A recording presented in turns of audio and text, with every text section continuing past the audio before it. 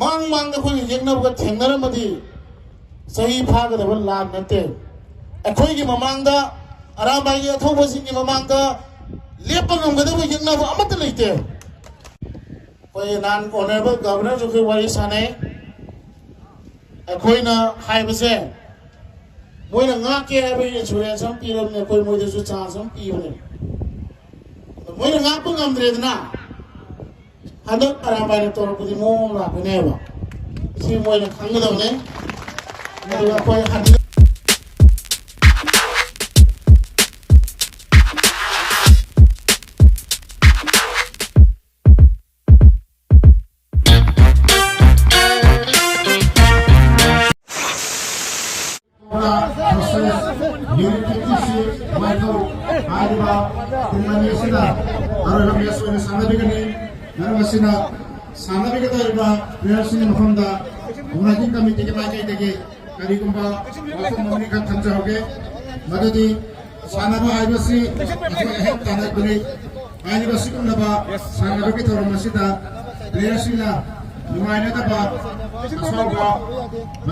utuk bigano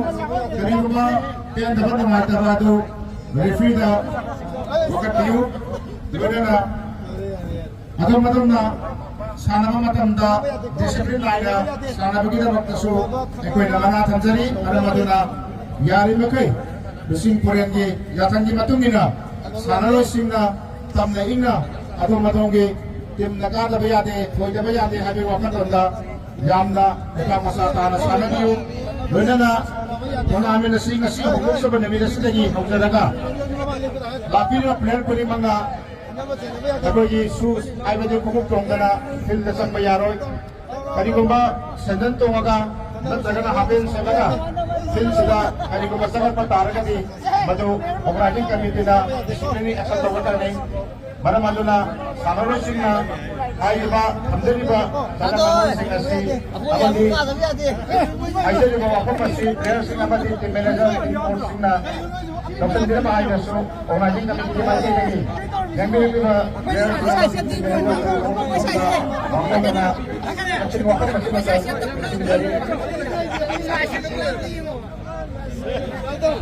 Saya talaga putong na ay mai tai ra sumya ma khangira mani lena na me ge tang ahumda akoina logi ba thodang lan horok da logi ba thodang du akoina haijadra ga sumya loina khangbiram gani husik akoina orei ba mo asida koi aram bai si sam na haibda koi tauroi nai hedu tauroi nai oning mado on bang ambai bidau gi saptam do madu mongne khoi rambai no is lan matam na khoi lan mi hoini la leitaw matam na khoi lau su ni thabai gang chakani laik tam na ne thab su leine sanau matam na khoi ji sanaroi mu orijini akhoi lori mi saptam se aduna akhoi gi hoji handa ki chathai ba la la sida yengna ba jing mai thi ba pi ba se kai su na te madu da khoi na wari ba se yengna ba mang da khoi na thengna ba ta ga di sahi ma su pharam hoy aram bai ya thau ba pun na kun ma thoi rei bai phur ki da makta I kat khre mang da khoi yengna ba thengna ma di sahi pha ga da ba la na te akhoi gi mamang da aram bai ya thau ba sing gi mamang da lepa ngam ga da ba yengna ba amat leite आगे वो कदम रे referee अमन गरे वो बोल जाना गम रे वो कोई सोम द पी हम खोज रहे सोम द पी हम खोज सोम पी कोई गम द बने रेफरी अमन में कोई बोल जाना गम द बने दा ये ना विधि आराय बने मसी कदम रे गरंग पार्लियामेंट दा इनिंग थोना मजर एग्रीमेंट पुथोई अदागी कबू वेली पुथोकरे एसटी पुथोकरे एनआरसी पुथोकरे मैतई में के यूपीएससी था भैया वो नहीं थोक पुथोकरे ऐसी बीजेपी कांग्रेस की वाना ते है जिस पूरे अब पुथोकरे तो नेहरू की मचा मशहूर है वो राहुल गांधी ने ये ला दी भाई स्वाई की हुई ने ये ले अब कबू वेली का जवाहरलाल नेहरू ने पिटो की है बस इधर Rahul Gandhi ni jala kadra ga swai de win we ko jala puju nga e ko ana sugum ba mya ho le ni aram bai theng lagi ni koi nan honorable governor ju khoi wari sanai akhoi na hai ba se moi na nga ke ha ba insurance sam pi ram ne koi moi de ju chance sam pi ne na moi na nga ko ngam dre na hadak aram bai na tor pudi mom la ko ne ba si moi na khang ga do ne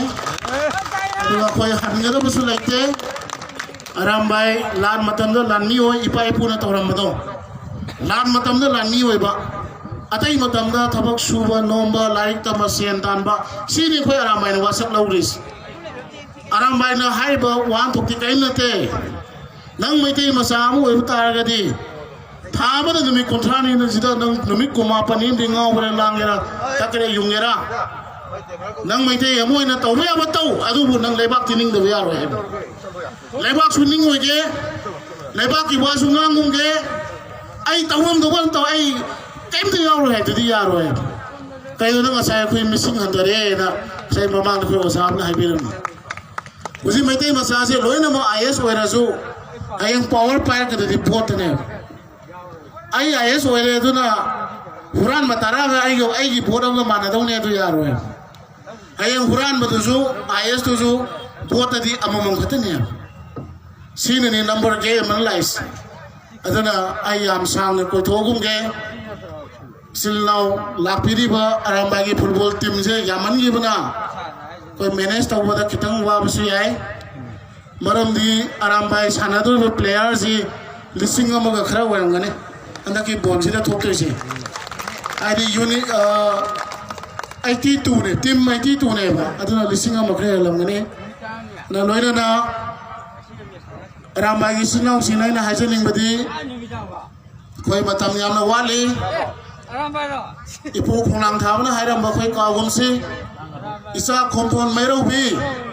sina yan siko haise masigi wan thokune masigi matungire ne koi aram ba ngasi lairi ba pumpham mase akok pada lot paido isa khomdon mairo we have khomdon ade aroi ba generation hai akoi jini maitai gi aroi ba generation oi ba maitai gi thangdar ai ba yamna aroi bo oi ba generation akoi se irei ba ai furu gi damakta koi kanna khonasi kanna yansi mina hairak ba tawrak ba punamak thengnasi thengno ngau habadani mailo bi habadi laiba gi tawdo punamak se nangune aina mailo lo santokpa irei bai furu ki damakta koi wakan challenge ma naha mayam puthopa leba ki damakta sirasu yare na sem saba aduguma mayam ni khondol mero bias awna koi ara baina masi sinja langjari basida mai belting lapi dana ahlam lapi dana punamo lapi dana koi bu nusi bi bai dong ta thagasari loina na aroi boina ai wai bofam sina thamna loijage irei bai furu ki damakta kaidong nung da chien ga da banate akoi adum sem sarga lei hayeng tawre na hayeng adum tholakani horen tawre na horen adum tholakani aduna kanglei pa na yai fure